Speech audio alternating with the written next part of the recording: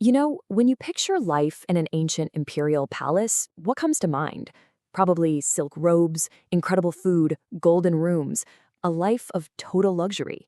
It sounds like a fairy tale, right?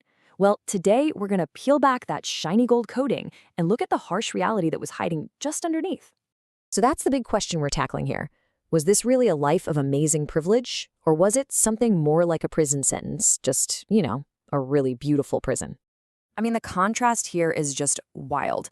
On one side, you've got the dream, all the fancy clothes, the best food, living in a literal palace. But the reality for the women who lived this life, it was a life with absolutely no freedom, zero say in their own future, and this is the really scary part, no way out. Okay, so how did this all even start?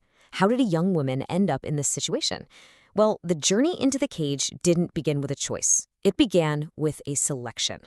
So imagine being a teenager, and you're essentially put on display to be judged. And they judged everything. Your family's social standing, your looks, of course, but also tiny details, like your posture or the sound of your voice. But here's the most important thing to understand. These girls were selected. They didn't choose this life. They had no say in what was about to happen to them.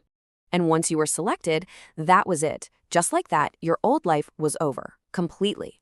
You were taken from your home, from your family, and many of these women would never, ever see their parents or siblings again. There was no visiting on weekends. It was a clean, permanent break. So, you're inside the palace now. What's daily life actually like behind those magnificent walls? Is it as glamorous as it sounds? Well, the control was just absolute. First rule, you can't leave. Ever. Second, everything you say is being listened to. And third, you aren't really seen as a person anymore. You are, for all intents and purposes, the emperor's property. So the whole idea of freedom, yeah, that just didn't exist here. And you were far from alone in this cage. You were surrounded by rivals. A lot of rivals. How many? Sometimes thousands. Thousands of other women, all in the exact same boat, all competing for the attention of just one man. And this quote right here, it gets to the absolute biggest fear that drove everything inside the palace. The fear of just being forgotten. I mean, can you even imagine that? To be taken from your home, locked away for your entire life, and the man who controls your whole world might not even know your name? So when you have that kind of intense pressure cooker environment, it creates a social battlefield. This wasn't a passive life of just waiting to be noticed. Oh no, it was a very active and very high-stakes game. And let's be super clear about the point of this game.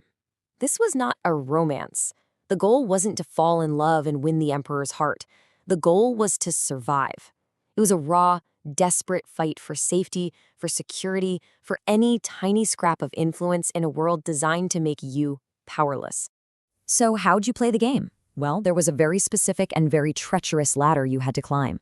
Step 1, somehow get the emperor to notice you out of literally thousands of other women. Step 2, hold his attention and gain his favor. But step 3, that was the real jackpot, the move that could secure your future. Have a son, especially an heir. But climbing that ladder was so risky. With every potential reward, there was a massive danger attached. You gain a little influence, now you have to deal with intense jealousy. You find a bit of safety, you open yourself up to betrayal from so-called friends. And yes, poisoning was a very real threat. It was what you'd call a zero-sum game. There was only so much favor and power to go around. So if another woman started rising through the ranks, that wasn't just good for her. It was a direct threat to you, to your safety, and to your entire future. Her success could literally mean your end. So, beyond all the backstabbing and the physical danger, what was the real human cost of living this life? What did it actually do to these women on the inside? The emotional toll had to be immense. I mean, just think about it. You are totally cut off from everyone you love. You can't really make true friends because how can you trust anyone? A friend today could be the rival who gets you exiled tomorrow.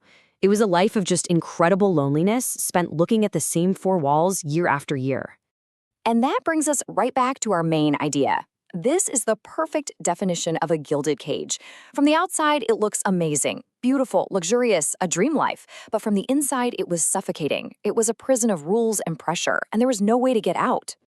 It just goes to show you that what we so often romanticize as a historical fairy tale was, well, anything but.